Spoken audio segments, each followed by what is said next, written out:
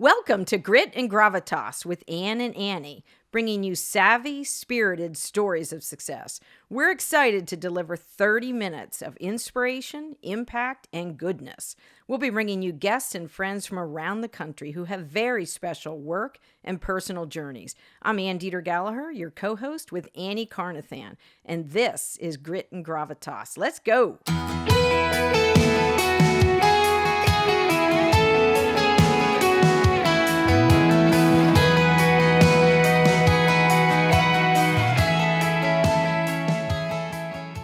I'm going to start with a little story. Our topic is building social capital.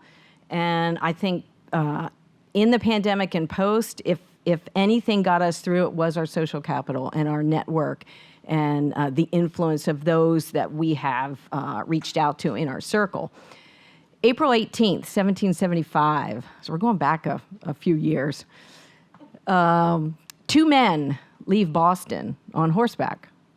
One goes north, and there's a powerful message of a revolution in the air. One goes north, and his name is Paul Revere. One goes south on the very same night, and his name is William Dawes, D-A-W-E-S. Only one ended up in Longfellow's poem. He knew what doors to knock on. Paul Revere had a huge network, huge social capital. He's the only one of the two that had a militia. So I start with that because it was, that's in the Harvard Business Review. It's a great story from 2005, and I often refer to it on the power of connections. And we know when people come into our offices to interview, their resume is what we see first, but their soft skills is what really closes the deal. So the power of your social capital really depends on your soft skills. You know, your friendliness, very basic things that Andrew Carnegie, or Dale Carnegie wrote about. Your friendliness, your likability factor, and now a very popular word, your intention.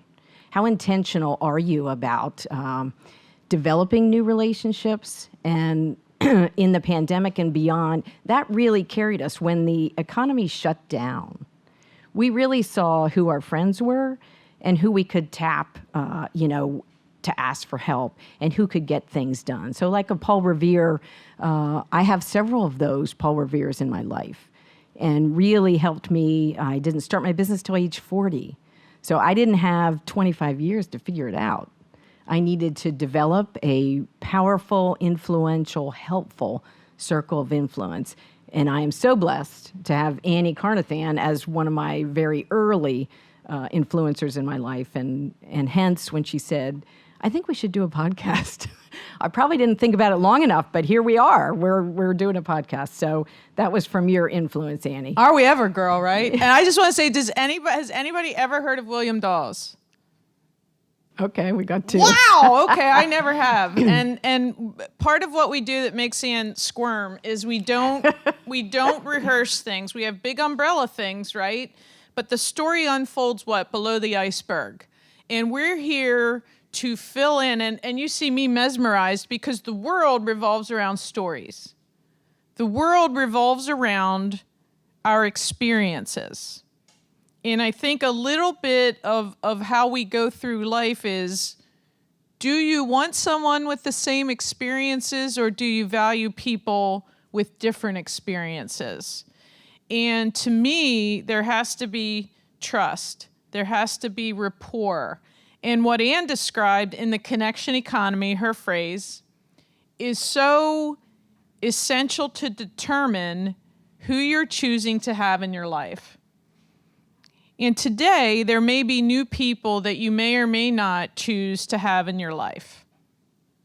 Every person you meet is an opportunity to have a connection. And so the networking thing, it's like, ugh, right? but people say, how do you network? I don't have a single scintilla in me that when there's a room of people I don't want to meet. And I could be with Ann, if I hear the door open and someone else comes in, I'm like, could you wait a second, like somebody came in? I don't, you know. So that's innate. And today, again, we're all connected for 1 hour, and you didn't have to be here. The main kudos go out to you for being here and trying to get something out of this that you're going to take away. And what does that look like to have that additional connection? Because we all know as we go through life, I'll speak for myself, my concentric circle is shrinking. There's just people at this point with the same amount of time we all have that just for whatever reason we didn't grow the same. Our experiences became too disparate, too different. And so you have to what? Pick and choose. And so we go, as women, we say, well, does it mean to be a toxic friendship or someone who criticizes? I think we're all human first. Anybody that looks for perfection, I'm out the door, right? And so what does it look like, to Ann's point, to get to Ann and I are a 100% result of connections. And if we didn't have important, meaningful connections, this podcast would be a wink in the dark. It would not work. No one would care. We have to have our friends, our colleagues, our people care. But for that to have happened, what have we done through the years to care about them? So that we can now say, I would like for you to do this. Will you do this? I have no problem asking for that. Right? So I think you have to give as good as you get. But today, again, for the first time, what does it mean for you to be with people? My heart's beating so fast out of my chest, I can't get over it. I'm so excited because that's my oxygen. That's my chemistry. Well, I'm not a people person like you. Okay, well, you still need people. Figure out a way to do that. Right. And it's adaptability, Ann, because I want her hot takes. I'm enthralled by people with a different point of view as long as our philosophies have a commonality. Nobody has to agree with me all the time. I think that's the most boring thing in the world. And so that's the type, I think, of connections I want. And there's never a bad day to make a good connection. I'm going to expound on what Annie started with about being intentional. So building social capital, and that is just your network. I would encourage you to pick 5 people today, by the end of the day, that you really would love to reach out to, that maybe you don't know how you will use that connection in the future. It might be for business, might be for a passion project you have, it might be for your personal or family life. But make your small bucket list of 5 people that you would love to have in your network. And that could be, you could be starting in your social network. Social media is a huge driver of the connection economy. And it's frankly, most of our early guests now, today is episode 11 is coming out, so I'm sure that you will all download it and share it and like it and subscribe. Thank you. But keeping those connections, so using social, I have probably had 5, I'll say very high gear social media connections that I ended up tapping for the Salvation Army. I'm chair of the board of Salvation Army, so you might hear a story or two, Harrisburg, of that. But we do a signature event every year, and it's called the Civic Event, so I do not take credit for that name. It was decided long ago. We moved into a new building just a year and a half ago over on Rudy Road in Harrisburg. And we try to, because I'm on the event committee, try to bring in really significant guests that would change up the audience. And our goal is, any organization that exists on sponsorships, you need a wide network. You need a diverse network. So you need donors and funders and sponsors who care deeply about doing the most good, which is the Salvation Army hashtag. But to do that, to get new, fresh faces in the seats of our events, requires a larger guest. Well, it may not surprise you that the Salvation Army does not pay for guests. So we're competing, any events company, we're competing against the Aholds or, larger, the Harscos or any of the larger Hershey company companies in town to bring in big names because those names would attract diverse people in the seats who ultimately would be encouraged to donate and keep the Salvation Army services going. We're about 138 years in Harrisburg, and that's a fabulous thing, and that's a not so fabulous thing that we're needed for 138 years, but it speaks to our legacy and history of helping, making sure no one's falling through the cracks. So from social media is how I really started to connect to these incredibly inspirational individuals. And I'll tell one quick story that I love. 2011, I was at a social media event, and that's the early days of social media, in Las Vegas. And it was there was maybe 110 of us at this conference, 2-day conference. And the speaker then, so this is in February, I was so impressed by the speaker talking about social media from space. Now, Colonel Doug Wheelock, he's on Twitter, he's on Instagram too. He had just come back as commander of the International Space Station. That's a really big deal. I didn't realize as he kept talking, I'm like Googling on my BlackBerry. I had a BlackBerry in 2011. He was so impressive and talking about how NASA was encouraging him to tweet from space. Well, the space station is the largest but most expensive structure in the world. It's several $1 billion, and it celebrated its 20th year in space. And I'm thinking, if NASA is having a space soldier who is the commander of the space station spend some time tweeting, like there's seriously something to this. They must know something that the rest of the business world doesn't know. After he spoke, and this is part because I'm in PR and I'm curious and I intentionally want to meet awesome, wise people, he had left our room where he was presenting. I followed him out, introduced myself, very, very green, and say, hey, I'm Ann Deeter Gallaher from Harrisburg, Pennsylvania. Do you mind if I do a quick video? And he said, no, absolutely. From that video, so I post it and we tweet and keep up to date. And he is so wicked smart. I had to have him in my network. That was, I didn't know how I would connect with him again. I didn't know when or what the opportunity would be, but he was someone in my network. I just thought, he's so cool. I have to keep learning from him. I want to follow wherever he goes. He's going back into space.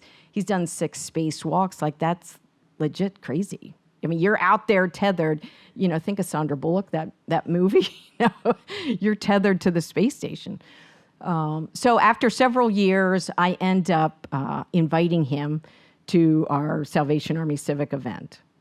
And when he came, so I want to say that was 2018, working with NASA was incredible, but most of it was brokered on Twitter. So when I say be intentional about building your diverse network, nobody's off the table. Don't take yourself out of that ask before you went into the ask, because it was all brokered. Doug is the one who told me where to reach out to NASA's astronaut appearances and how to follow that. And he had already said on Twitter, like, I'm going to come. But NASA, really, you can't pick your astronauts when you invite them to come. But I really wanted to pick my astronaut. I said, Doug, we want you here.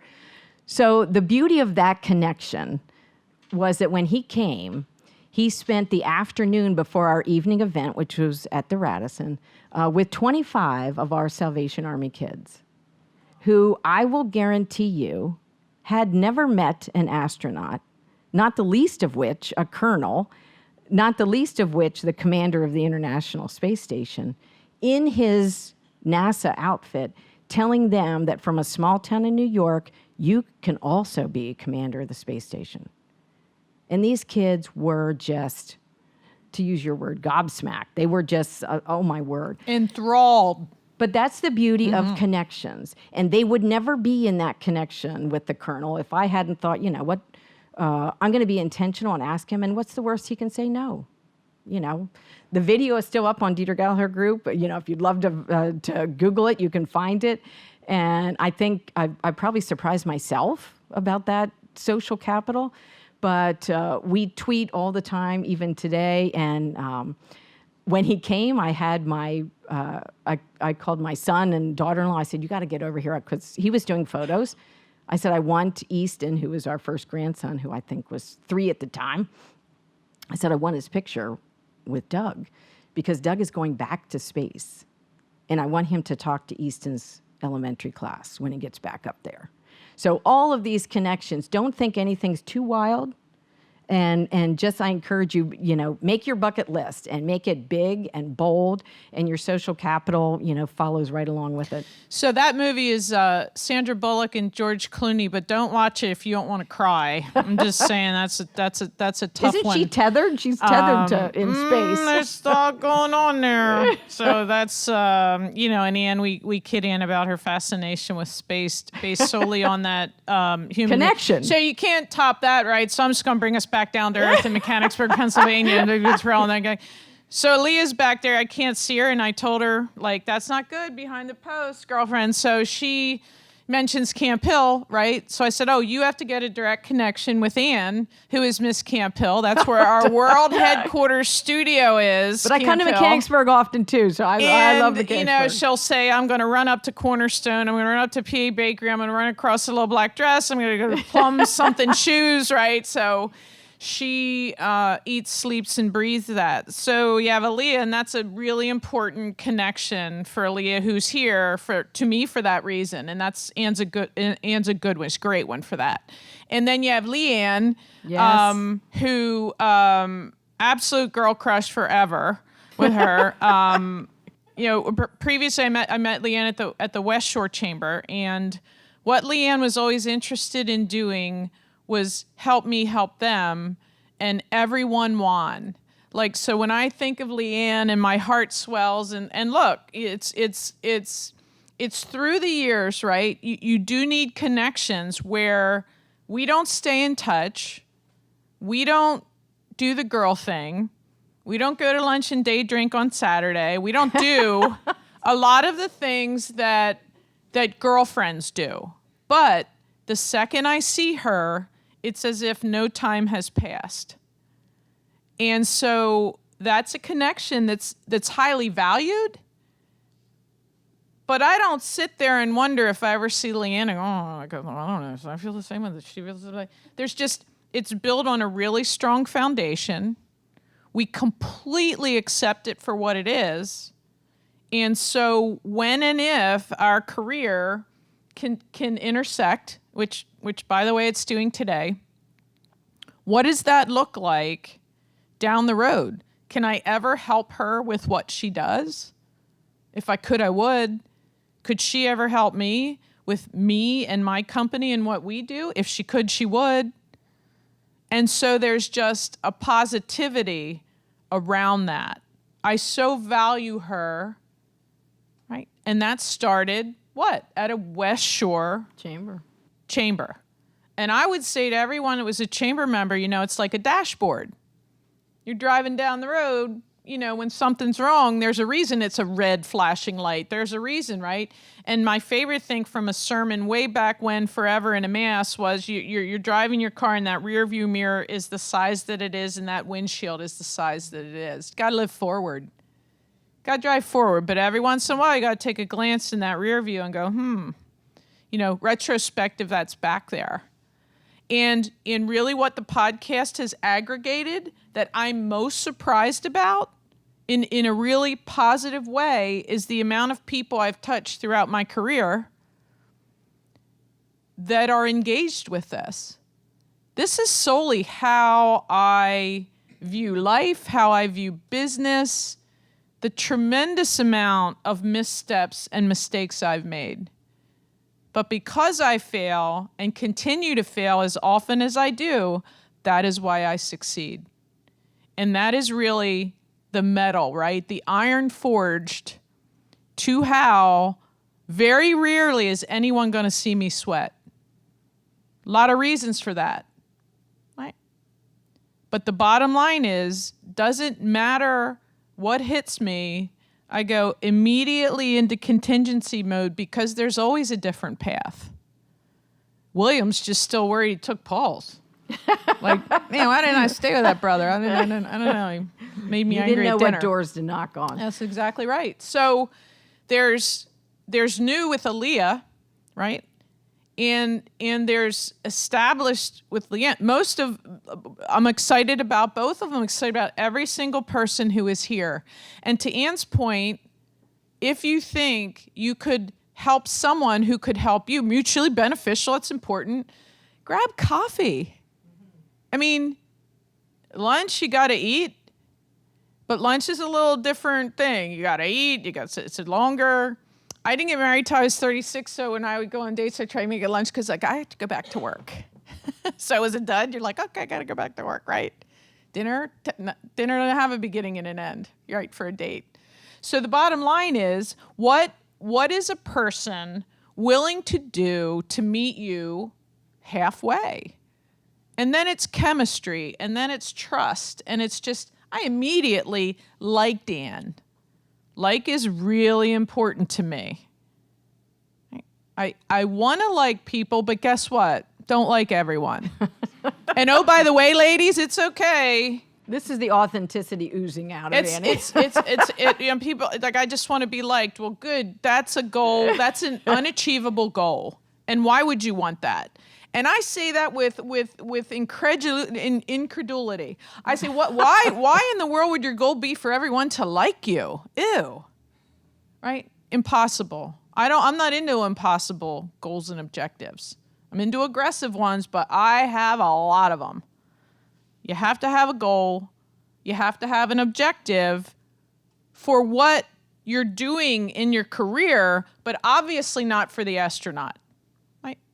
Ann's just crazy smart in her own right, and she's connecting, going, I'm just going to be a better person for what is in his head. Totally. Where this goes, right? I don't have an expectation.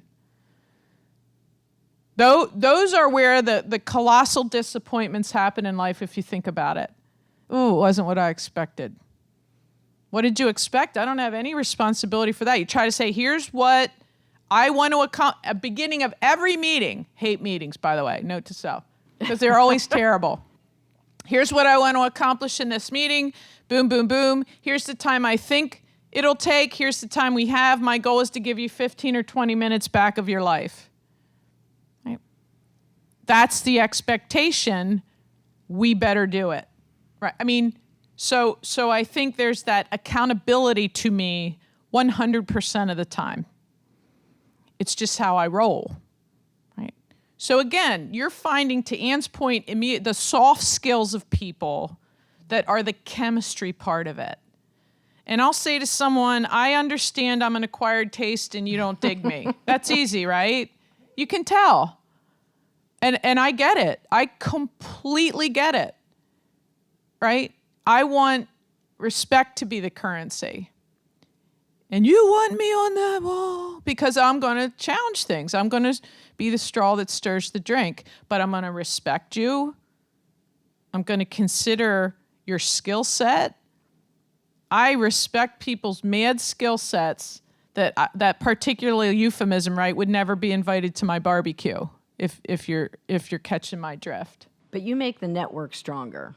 The networks that you are in, with your challenging and your counterintuitive questioning, you keep us all on our toes. And you don't want a network where everyone's the same. That's groupthink. And if you've ever been on any boards, I've been on many boards, and when there's groupthink, it's not great. It leads you down, a path that is not informed. So when Annie's in your network, and I'm sure that she's now in everybody's network that's in attendance today, you will be better and you will be stronger. And I'm speaking from experience with that. And I think the strength of your own network, a good way to measure it was from March 2020 to today.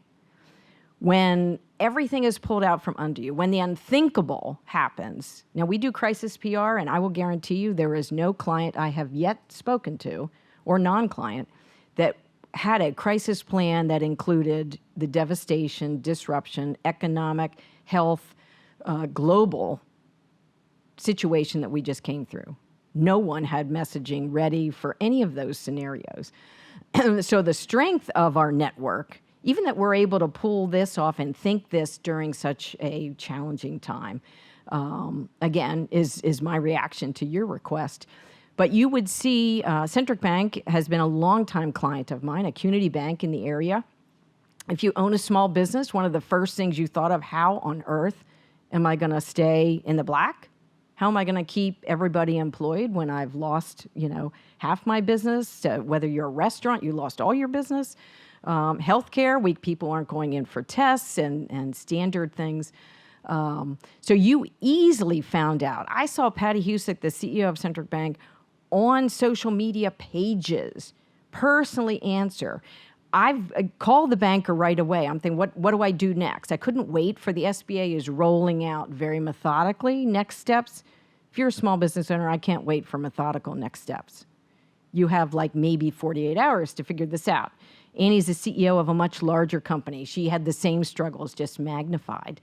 But you saw, if you knew your banker, you knew your attorney, if you knew your healthcare provider, you had access in that network for immediate decisions and immediate responses.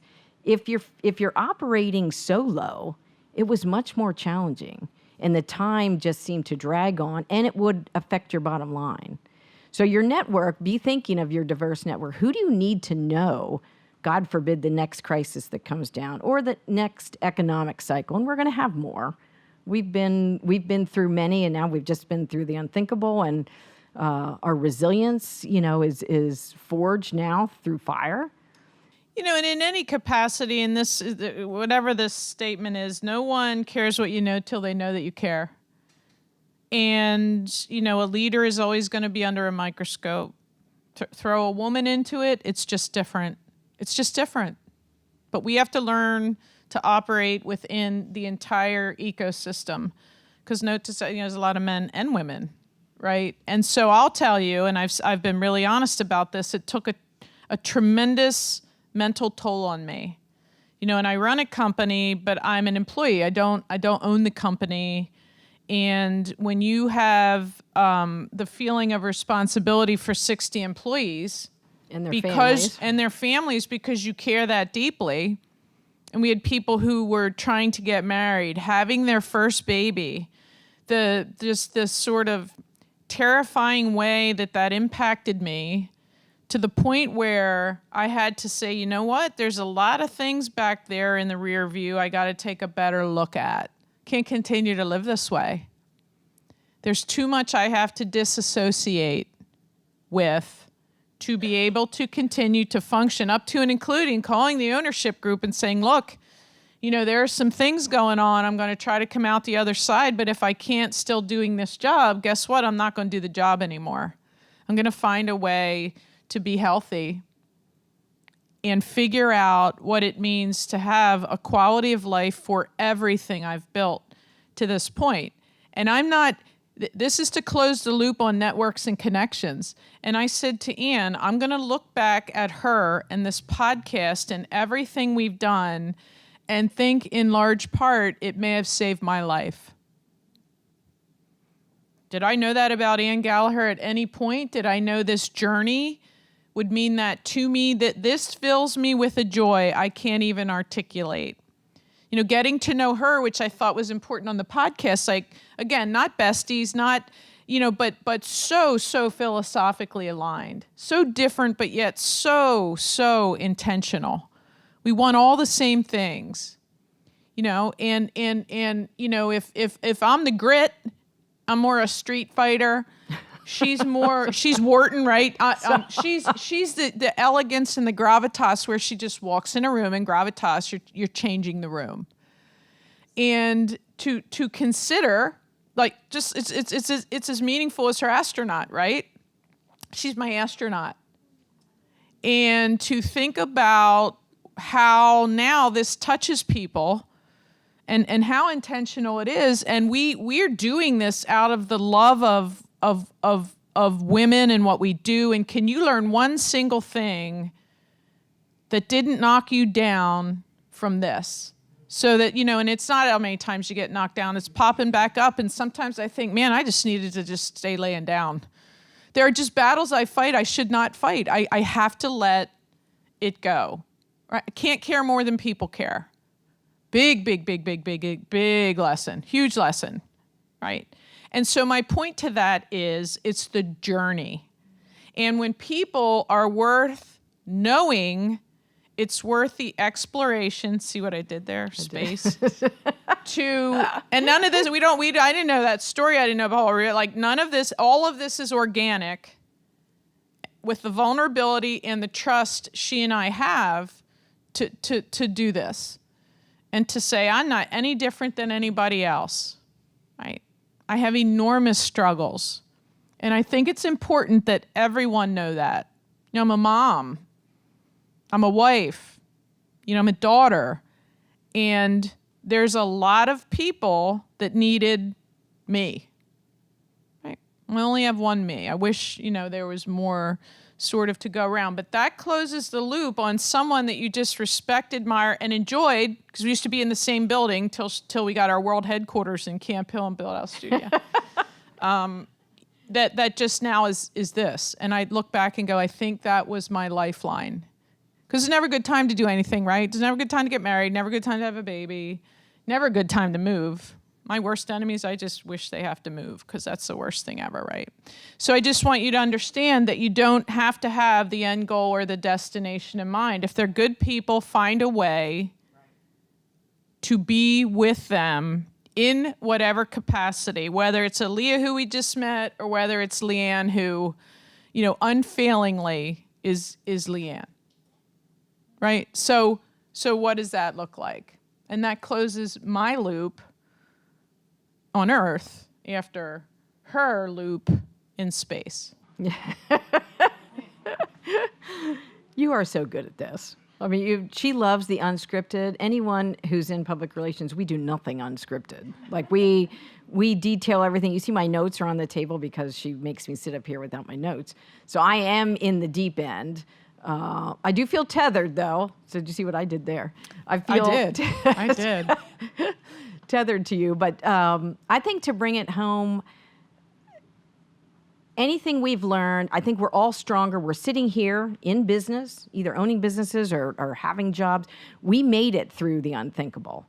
And I will confess, largely because of our networks and the strength and 100%. The support we received. And that can be from the Mechanicsburg Chamber, and that can be from Bureau Gathering Place, people who did everything possible to keep their business and their space open and to provide opportunities. I'm a huge believer in face-to-face communications, and we can read body language, and we can, see emotion. And I've done many a Zoom. It is not the same. So I'm excited when we can make great use of technology, but then come back in real person and just support each other. And I think that's how communities like Mechanicsburg, like Camp Hill, like Harrisburg, that's our glue. We are our neighbors, and we support each other and do business with each other and it's our community. Lift each other up. And that's so not only starting in your own neighborhood and your own business circle to widen your network and build your social capital, I also want to throw out there, make sure you know your policymakers and your politicians, regardless of what side of the aisle you're on. If you live in a community, you will need your elected officials. And I encourage you to call them, not to rant and rave, and you may want to do that, have at it, do that. But make sure they know who you are. I didn't realize that till probably 5 years ago, how incredibly important it is to have the ear of the men and women we vote for. Even down to the township supervisors, the school boards, those people, make sure they're in your network, part of your social capital. They have huge influence, and every time I call or text, I receive a reply. If I want to know, if I want confirmation, is this true? Is this happening? Is this being voted on? What do I need to know about as a taxpayer, as a mom, as a grandmother? What do I need to be aware of for small business? There's 1 million small businesses in Pennsylvania. So we are not a small group. And I want to know their thoughts and ideas. So lots of time people say, I'm not really into politics. That's fine. But they're making decisions for you. So make sure that they know who you are, Have them in your small network. It could be, and if they're the opposite side of the aisle, even all the better. You need to know what they're thinking and how they're voting. Oh, they're people. Because so it affects aren't we all you. into Yes. people? So is it time for questions? Because that feels like this goes so fast. That had to be way more than 30. Thanks for listening. It's our desire that these stories will bring energy, ideas, and fresh thinking that you can use today. Subscribe to our podcast and follow us on Instagram, and have a high gear day.